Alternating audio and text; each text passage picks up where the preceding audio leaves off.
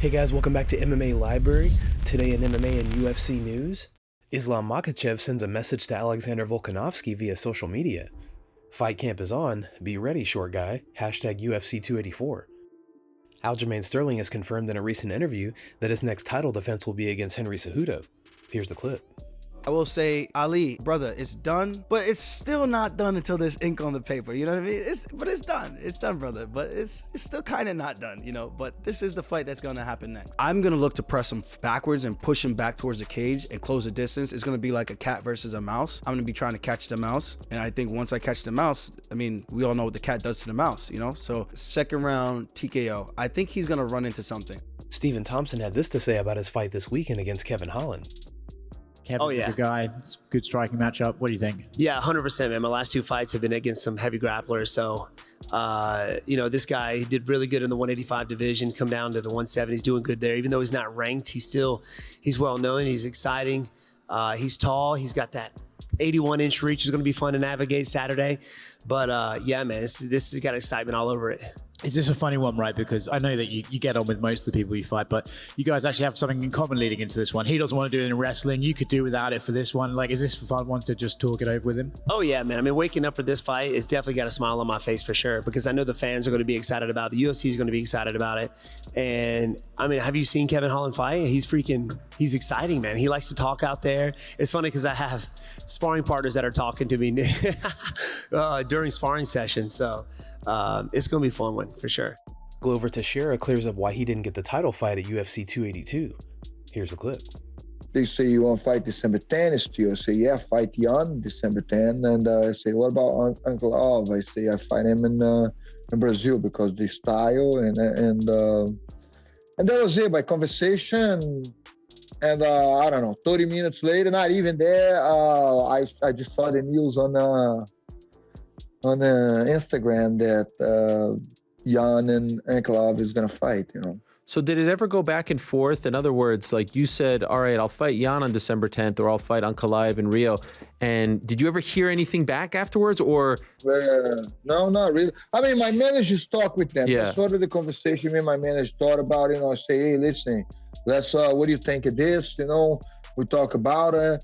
And of course, my manager, wants the best for me, and they say, okay, well, let's do with this. And I don't know if they call him back and say forget about it. I just know the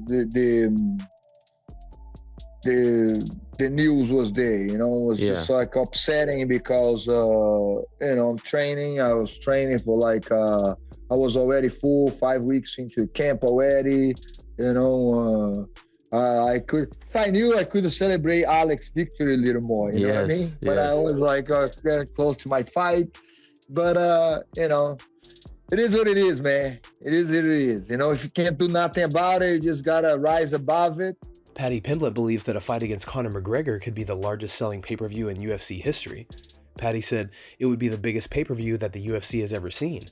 Like, put it that way, goes without saying. I think when Conor comes back, he'll be fighting at 170. He'll struggle to make 155 now, to be honest. He's looking big. But I respect Conor, you know what I mean? What he's done for the sport, he's done a lot more than most of the people have done in the sport. And I think he gets a bad rep, like he doesn't get the respect he deserves. Yeah, I get that paper, you know that, no brainer. Anybody that says no to fight Conor is an idiot, simple as that. I bet you Rafael dos Anjos regrets pulling out of that fight years ago. Bet you that's the biggest regret of his life. Chael Sonnen explains what will happen next for Jiri Prochazka after announcing he has a severe shoulder injury. Here's the clip. All right, so what happens with Jiri Prochazka? Now, Prochazka was in Vegas training when he was hurt. Whatever injury happened, but he was there in Vegas. And that location is very important because now the UFC can get their hands on you. They can get you the right treatment, they can get you the right doctors, they can really work with some specialists, but they're also going to get information back and forth. So they give a good look at his shoulder. Now, you know what Prochazka said? He's got a messed up shoulder. I don't know what's wrong with him. Frankly, that's his business. We just know it's a shoulder. But you know what Prochazka did? He tried to fight anyway. He didn't deny it. He said, I'm going to fight him anyway. Now, the UFC takes a good look at it and they say, whoa, hold on. Hey, this shoulder's a mess. There's we're going to have to really work on this. I interpret that to mean that there's going to be surgery. I interpret that to mean there's going to be a long recovery time. Now, the fact that he was stripped is why I have that interpretation. When they gave a look at the shoulder, this is something that can't be, you're not just going to repair it instantly. So you got to look at the situation and say, we're going to have to take the belt off him at some point. Okay, so they vacated the belt. They're not going to go with Glover. They're going to bait Ankalaev, and they're going to blame Blachowicz into the spot. On the most recent episode of the DC and RC show, Daniel Cormier speaks about the potential return of McGregor and why he believes it won't be as soon as many people think. Cormier says that McGregor will have to be in the pool for over 6 months and will need to do a lot more than 2 tests. You don't get to do 2 tests, bro, and then just schedule a fight. It doesn't work like that. It doesn't work like that. You got to do 6 months of testing. You got to do 6 months of testing. Conor's like trying to make his own rules. You don't get to make your own rules. Like he's saying, like he's gonna do 2 tests and then he's booking a fight. I mean, dude, sometimes you try to will stuff into existence. It seems to me like McGregor's trying to will into existence 2 tests. Bro, he's got to do 6 months of testing, Ryan. As excited as, hey, look, I would expect that reaction from you because that's the reaction of the general public. Most general public, RC, will get excited. Kevin Holland recently challenged Henry Cejudo to a wrestling match, which led to a back and forth between the pair. Do I see you just challenged Henry Cejudo to a grappling match? Yeah. Like you said, fun things, and that's a really fun thing. We were having a little back and forth the other day. I thought me and him were cool. He said he's reaching new heights, and so I said heels, and then he started talking about my wrestling. So now I'm up here thinking, and I'm like, you know what? A couple of my fans had a good point. I was picking on the only wrestler that I probably can beat. Me and Henry probably walking around the same weight right now. You know, he's probably like 200. You know, I'm actually probably lighter than Henry Cejudo right now. Think about that. I'm lighter than the 125, 135 champ. Yeah, I've been knocking Henry Cejudo out. So good thing we're not striking. And if we're grappling, I mean, he probably would throw me, but you know, just jiu-jitsu, you know, it's like if he doesn't stay away from these chokes, I'd probably choke his little out. You know, you've never seen a bowling ball get submitted, and I can submit a bowling ball, you know. It's like I'll squeeze my legs around that belly and make them pop. That boy tamales out of About time I got some laughs. There we go. Is that the message to the UFC? It's I want Wonder Boy, then Cejudo, otherwise I'm out of here? Yeah, I want Cejudo in one of those big jiu-jitsu matches that the UFC puts on every once in a while. I would love to do that. And then I actually shared a big long post. I would like to do the UFC comedy night that they do every once in a while.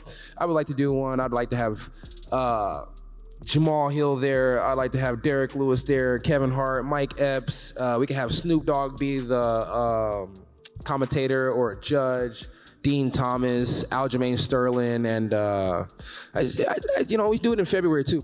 Henry Cejudo had this to say about Holland's call-out. Kevin, your ground game is so bad you can't even grapple with logic. You are running out of weight classes to lose at. I'm pretty sure you became a fighter because you had no one to talk to. After Wonderboy beats you Saturday, you can drop down to Invicta. Guys, thanks so much for checking out the video. If you like the content we do here on this channel, don't forget to like and subscribe to MMA Library for all the latest MMA and UFC news. We'll see you in the next video.